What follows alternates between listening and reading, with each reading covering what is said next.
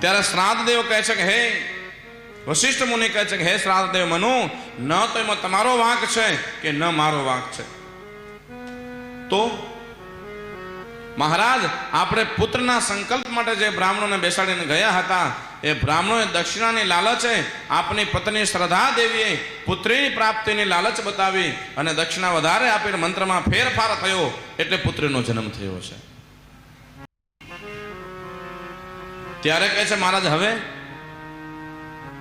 ત્યારે વશિષ્ઠ મુનિ કહે છે કે આપ ચિંતા ના કરો, આ પુત્રીમાંથી પુત્ર બનાવવાની શક્તિ પણ મારામાં છે.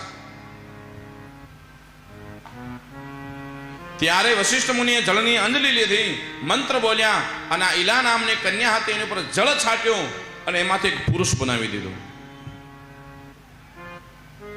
જે પુરુષ બનાવ્યું એનું નામ છે સુદ્યુમ્ન.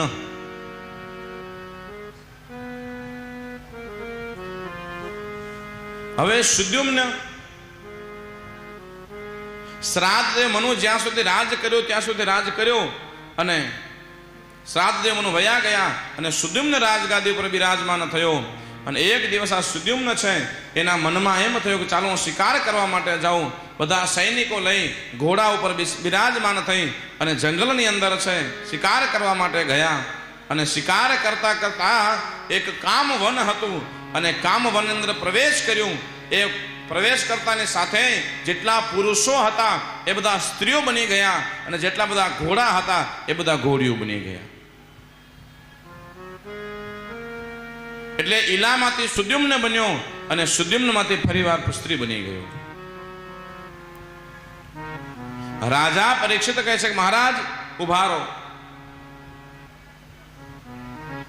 આ મને સમજાણું નહીં કે આ બધા ઘોડા હતા ઘોડીઓ બની ગયા અને પુરુષોમાંથી સ્ત્રીઓ બની ગયા, એ મને વાત કરો. ત્યારે સુખદેવજી મહારાજ કહે છે કે રાજન, એ જે વન હતું એનું નામ હતું કામવન. એ વનની અંદર ભગવાન શિવજી મહારાજ અને જગદંબા પાર્વતી છે એ એનું વન છે અને એ સતત ત્યાં બિરાજમાન રહે છે, શયન કરે છે, શૃંગાર કરે છે. પણ મહારાજ આવું કેમ થયું, પુરુષમાંથી સ્ત્રી ને ઘોડામાંથી ઘોડી? ત્યારે સુખદેવજી મહારાજ કહે છે કે રાજન, એક વખત જગદંબા પાર્વતી સ્નાન કરતા હતા અને તે સમય ત્યાં એક રાજા આવી ચડ્યો અને જગદંબાને શરમ આવી અને જગદંબાને સંતાઈ જવું પડ્યું. એટલે સીધું મહાદેવને ફરિયાદ કરી કે મહારાજ, આ જગલની અંદર કોઈ પુરુષ આવે તો મારે શરમાવવું પડે, મારે સરોવરમાં સ્નાન કેમ કરવું, મારે કેમ શૃંગાર કરવું, મને કંઈક કૃપા કરો મહારાજ, મારે કંઈક રસ્તો કરવાનો. ત્યારે ભગવાન શિવજી મહારાજે આ વનને કામવન બનાવી દીધો.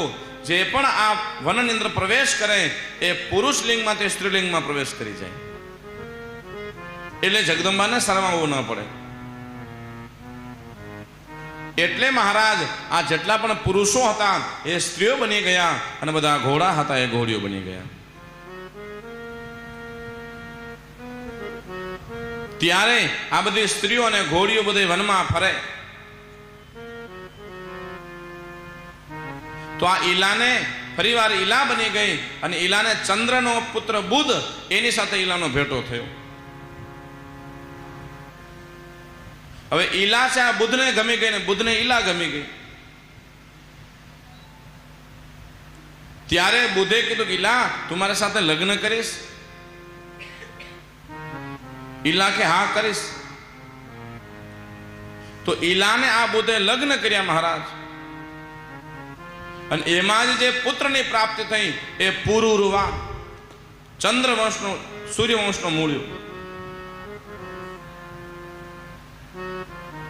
થોડો સમય ગયો ત્યારે આ ઈલાને ખબર પડે કે હું તો સુદ્યુમ્ન નામનો રાજા હતો અને આ સ્ત્રીઓની કઈ રીતે પ્રાપ્ત થઈ, અહીંયા ક્યાં ફસાઈ ગયો.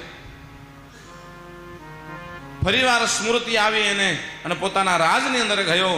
ત્યારે બધાને વાત કરી કે મહારાજ આવી રીતે બધું બની ગયું. ત્યારે રાજગાદી પર બેસવા માટે ગયો ત્યારે પ્રજાએ બધી ના પાડે કે અમારો રાજા સ્ત્રી ન હોવો જોઈએ, અમારો રાજા પુરુષ હોવો જોઈએ. ત્યારે ઈલા ફરીવાર વશિષ્ઠ મુનિ પાસે ગયા, એને પ્રાર્થના કરી મહારાજ મને રાજા બધી પ્રજા ના પાડે છે કે રાજા નહીં, એનો મને કંઈક રસ્તો બતાવો મહારાજ. ત્યારે વશિષ્ઠ મુનિ કહે છે કે જા વરદાન આપું, 15 દિવસ તું પુરુષ રહી અને 15 દિવસ સ્ત્રી રહીશ. હવે ત્યારથી આ 15 દિવસ સ્ત્રી રહે, 15 દિવસ પુરુષ રહે. પ્રજા બધી ના પાડે કે આવો રાજા અમારે જોતો નથી મહારાજ. ત્યારે મહારાજ આ સુદ્યુમ્ન હતો ઈલા, એ બધું આ જીવનથી કંટાળી ગયો અને અંતે તપશ્ચર્યા કરવા માટે વયો ગયો.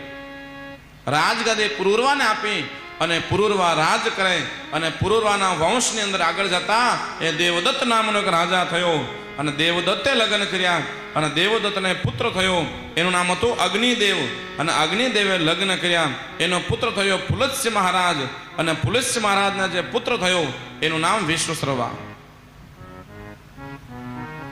વિશ્વશ્રવાએ 2 લગ્ન કર્યા, એક તો કેશીની સાથે અને એક ઈડવીડા સાથે. ત્યારે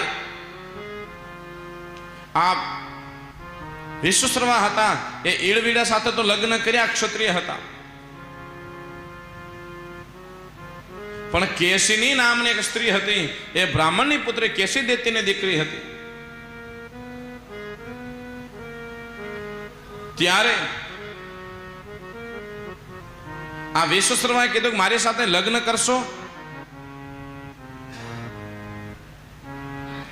ત્યારે કેશીને કઈ કરું તો ખરા, પણ તમે આ ક્ષત્રિયમાંથી બ્રાહ્મણ બનો તો, હું બ્રાહ્મણની દીકરી છું તો તમારે બ્રાહ્મણ બનવું પડે, હું મારી જાત ન ફેરવું, તમે ફેરવો. તો વિશ્વશ્રવા કે ભલે. કેશીની સાથે લગ્ન કર્યા અને વિશ્વશ્રવાને અને કેશીને 2 પુત્ર થયા, એકનું નામ રાવણ અને એકનું નામ કુંભકર્ણ. ઈડવીડા સાથે લગ્ન કર્યા હતા ક્ષત્રિય, એમાંથી જે પુત્રની પ્રાપ્તિ થઈ એ કુબેરજી મહારાજ. એ કુબેરે લગ્ન કર્યા અને કુબેરના વંશની અંદર એક સરિયાતી નામના રાજા થયા મહારાજ. એ સરિયાતી નામના રાજા હતા અને એને એક પુત્રી હતી, એનું નામ હતું સુકન્યા. એ સરિયાતી રાજા જંગલમાં શિકાર કરવા માટે જતા હતા, ત્યારે એની પુત્રી સુકન્યા હતી. એ સુકન્યા પણ કહે છે કે મહારાજ આપ શિકાર કરવા માટે પિતાજી જાઓ છો તો આપની સાથે હું આવીશ. ત્યારે કહે છે કે બેટા શિકાર કરવા માટે સ્ત્રીઓ ન અવાય. ત્યારે કે નહીં પિતાજી, મેં વન જોયું નથી, મારે વન જોવું છે. ત્યારે પોતાની સહેલીઓ સાથે એ પણ વન જોવા માટે ગઈ અને સરિયાતી રાજા વિરાજમાન થયા, એક જગ્યાએ ઝાડવા નીચે ઉભા રહ્યા. ત્યારે આ સુકન્યા એમ કહે છે કે પિતાજી હું વન જોવા માટે જાઉં. ત્યારે પોતાની બહેનપણીઓ સાથે આ સુકન્યા વન જોવા માટે ગઈ. ત્યાં વન જોતા જોતા એક રાફડો હતો અને રાફડાની અંદર 2 દર હતા, એની અંદરથી કાંઈક ચમકદાર દ્રવ્ય બહાર દેખાતું હતું. ત્યારે સુકન્યાએ વિચાર કર્યો કે આ શું છે? ત્યારે દર્ભની સળી લીધી, એ દરમાં ભરાવી અને અંદરથી અવાજ આવ્યો, બચાવો બચાવો બચાવો. રાફડો ફાટી ગયો અને અંદરથી એક વૃદ્ધ અવસ્થાના એક ઋષિ મુનિ બહાર નીકળ્યા અને કીધું કોણે આંખ ફોડી મારી આંખ કોણે ફોડી? ત્યારે સુકન્યા કે મહારાજ મારી ભૂલ થઈ ગઈ. ત્યારે કે કોણ છો આપ? ત્યારે કહે છે કે સરિયાતી રાજાની દીકરી હું સુકન્યા છું મહારાજ. આપ કોણ છો? ત્યારે કહે છે કે હું ચ્યવન ઋષિ છું, હું તો તપશ્ચર્યા કરતો હતો અને એટલા વર્ષો વીતી ગયા મારી ઉપર રાફડા જામી ગયા.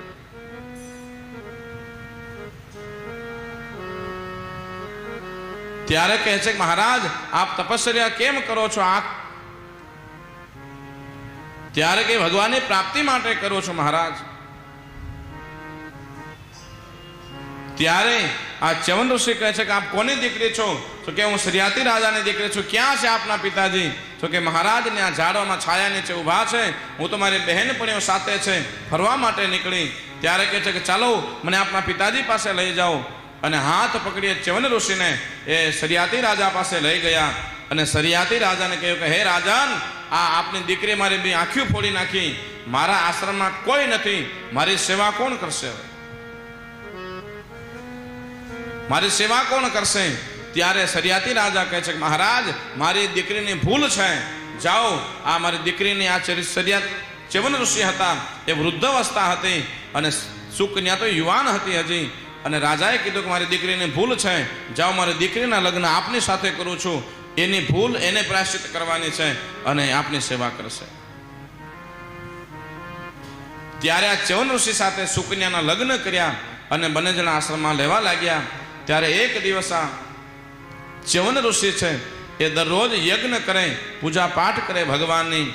ત્યારે એક વખત દેવતાઓને બધાને આહુતિ દેતા હતા કે સૂર્યાય નમઃ સ્વાહા, ચંદ્રમસે નમઃ સ્વાહા, ભૌમાય નમઃ સ્વાહા. ત્યારે અશ્વિની કુમારો ત્યાં આવ્યા અને આ ચ્યવન ઋષિને કીધું કે હે ચ્યવન ઋષિ, આપ અમને આહુતિમાં ભેળવો, અમને આહુતિ આપો. ત્યારે ચ્યવન ઋષિ કહે છે મહારાજ આપને દેવતાઓને બનતું નથી, ભેગી આહુતિ કઈ રીતે આપું? ત્યારે કીધું મહારાજ અમને આહુતિ આપો, તમારે જે જોશે અમે આપશું. ત્યારે ચ્યવન ઋષિ કહે છે મારું આરોગ્ય સારું બનાવી દો તો હું આહુતિ આપું. ત્યારે કીધું મહારાજ આપનું આરોગ્ય સારું બનાવી દેશો, આપ આહુતિ આપો. ત્યારે ચ્યવન ઋષિ આહુતિ આપી, અશ્વિની કુમારાય નમઃ સ્વાહા, અશ્વિની કુમારાય નમઃ સ્વાહા. ત્યારે આ ચ્યવન ઋષિ હતા એ આહુતિ આપી